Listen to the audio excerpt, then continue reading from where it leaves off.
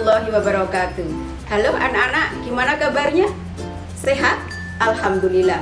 Kita memang harus bisa menjaga kesehatan kita di masa pandemi ini supaya kita sehat dan akhirnya bisa melaksanakan tugas kewajiban kita sebagai seorang siswa dalam pelajaran ini yang melalui daring.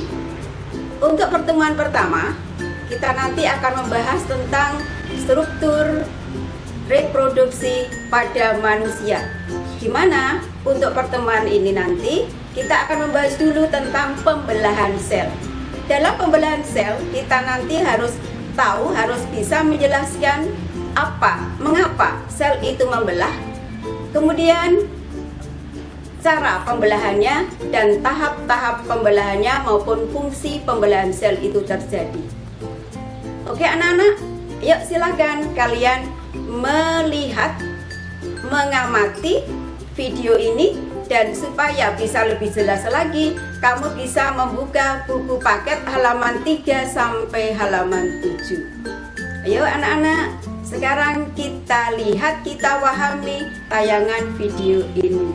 Yuk kita mulai dengan pertemuan yang pertama, yaitu tentang pembelahan sel, di mana sel sudah kamu pelajari di kelas 7. Sel adalah merupakan unit terkecil dari semua makhluk hidup. Adapun sel ini selalu akan mengalami pembelahan. Alasannya yaitu dipergunakan untuk pertumbuhan, yang kedua untuk perbaikan jaringan yang rusak, yang ketiga adalah untuk reproduksi atau perkembangbiakan. Makhluk hidup dapat tumbuh karena sel-selnya bertambah banyak. Semakin banyak sel dalam suatu makhluk hidup, maka semakin besar ukuran makhluk hidup tersebut. Pada bagian tubuh yang mengalami luka akan terjadi kerusakan jaringan. Perbaikan jaringan yang rusak pada tubuh adalah hasil dari proses pembelahan sel. Sel mengalami pembelahan adalah untuk reproduksi atau perkembangbiakan merupakan ciri dari makhluk hidup. Di mana reproduksi seksual diperlukan sel kelamin untuk membentuk individu baru atau anakan. Proses pembentukan sel kelamin itu dilakukan dengan cara pembelahan sel. Pembentukan sel atau anakan dari sel-sel yang sudah ada sebelumnya dapat terjadi melalui proses pembelahan sel. Pembelahan sel dibedakan menjadi pembelahan mitosis dan pembelahan meiosis. Pembelahan mitosis terjadi pada sel-sel tubuh atau sel somatik pada makhluk hidup. Pada pembelahan ini dihasilkan sel anak yang mempunyai kromosom yang jumlah kromosomnya sama persis dengan jumlah kromosom sel induk. Pembelahan secara meiosis hanya terjadi pada organ kelamin.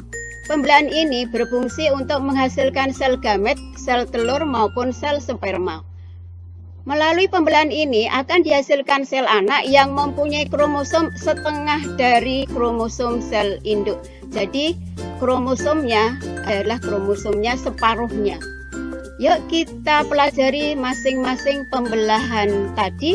Yang pertama adalah pembelahan secara mitosis. Pembelahan mitosis merupakan tipe pembelahan sel yang menghasilkan dua sel anakan atau baru. Sel anakan tersebut mempunyai karakter identik secara genetik dengan sel induk. Artinya, kedua sel anakan yang terbentuk mempunyai susunan genetik yang sama, termasuk sama dalam jumlah kromosom dengan sel induk. Jumlah kromosom yang dimiliki oleh sel anakan adalah 2N atau disebut dengan diploid. Sel diploid adalah sel-sel yang kromosomnya berpasangan atau 2N. Pembelahan mitosis merupakan proses yang berkesinambungan yang terdiri atas 4 fase atau 4 tahapan pembelahan, yaitu yang pertama adalah profase, 2 metafase, 3 anafase, yang keempat adalah telofase. Tahap yang pertama profase, di mana cirinya membran inti mulai rusak menjadi bagian-bagian kecil atau fragmen. Benang-benang kromatid memadat menjadi kromosom, akan terbentuk gelendong pembelahan. Kemudian membran inti sudah mulai rusak, mulai putus-putus. membentuk fragmen tadi. Kromosom terdiri atas 2 kromatis saudara.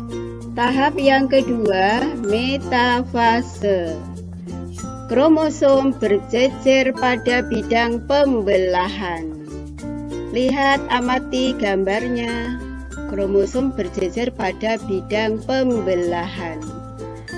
Dan akan diikuti dengan terbentuknya gelendong pembelahan, sentrosom, dan terbentuk bidang pembelahan.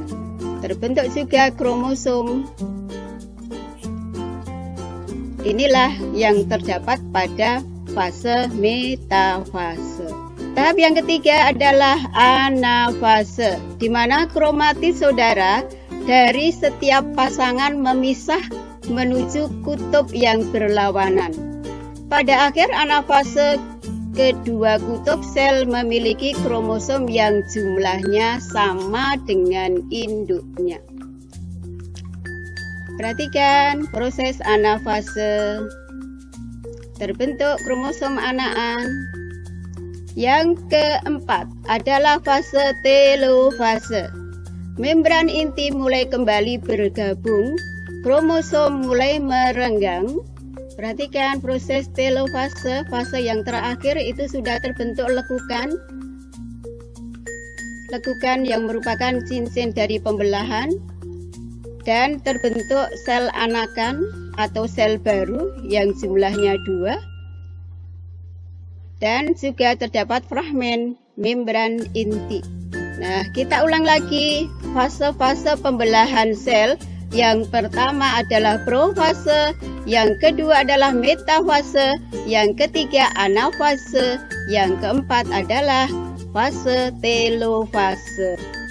Itulah pembelahan secara mitosis dan tahap-tahapnya. Yang kedua adalah pembelahan meiosis. Pembelahan ini merupakan pembelahan yang menghasilkan 4 sel anak yang masing-masing sel anakan hanya memiliki separuh dari jumlah kromosom sel induk. Dapat dikatakan bahwa jumlah kromosom yang dimiliki oleh sel anakan adalah N atau disebut dengan haploid.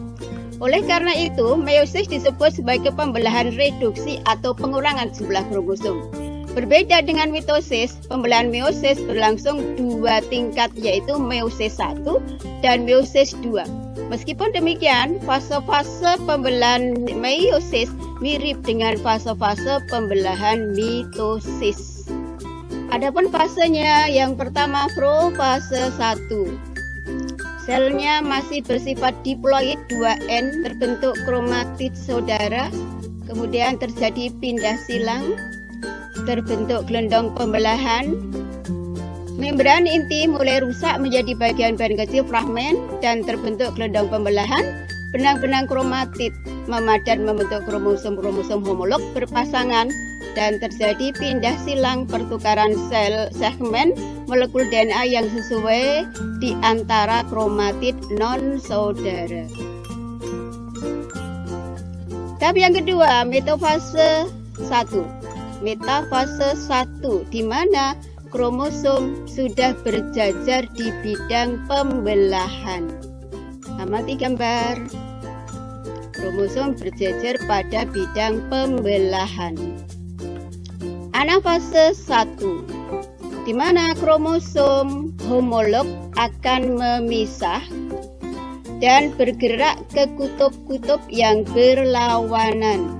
Pahami gambar anafase 1. Dilanjut telofase 1. Sudah terbentuk lekukan pembelahan di situ, di mana itu nanti untuk membagi sel menjadi 2. Kromosom homolog memisah dan bergerak ke kutub-kutub berlawanan, diikuti dengan membran inti mulai terbentuk kembali. Sitokinesis menyebabkan terbentuknya 2 sel anakan yang bersifat haploid atau jumlah kromosom yang tidak berpasangan atau N. Profase tahap 2. Sel anakan yang bersifat haploid atau N, di mana di sini akan membentuk membran inti mulai rusak menjadi bagian-bagian kecil atau fragmen dan terbentuk gelendong pembelahan kromatid mulai bergerak ke bidang pembelahan. Tahap metafase yang kedua, kromosom berjejer pada bidang pembelahan. Amati gambar. Dan akhirnya tahap anafase yang kedua, di mana kromatid sesaudara memisah, kromatid terpisah dan bergerak ke kutub-kutub yang berlawanan. Dan akhirnya tahap yang terakhir yaitu telofase yang kedua. Sel anakan haploid atau N, kemudian terbentuk juga fragmen membran inti. Pada telofase kedua, nukleus akan terbentuk, kromosom terurai membentuk kromatin, dan sitokinesis terjadi. Itulah materi yang pertemuan pertama, yaitu tentang pembelahan sel. Mudah-mudahan dengan adanya tayangan video ini, anak-anak bisa lebih jelas lagi dan bisa kamu lihat di buku paket halaman 1 sampai dengan halaman 49, yaitu yang terdapat pada sistem reproduksi manusia. Saya kira video ini sudah selesai dan mudah-mudahan anak-anak bisa akan lebih paham lagi untuk mempelajari tentang pembelahan sel ini. Saya kira sekian dulu untuk video ini. Halo anak-anak, gimana tayangan tadi? Sudah jelas tentang materi pembelahan sel? Alhamdulillah, kamu memang merupakan anak-anak yang cerdas, yang bisa dipergunakan sebagai insan harapan bangsa. Dan untuk selanjutnya, Bu Paraton sudah mengirimkan tugas-tugas yang ada di WA kalian. Kemudian kamu harus bisa melaksanakan. Tolong ditulis jawabannya di dalam sobekan kertas, kemudian difoto dan dikirim di WA grup, bisa juga di WA-nya Bu Parwiyatun. Sekian. Jika ada kesalahan mohon maaf. Wassalamualaikum warahmatullahi wabarakatuh.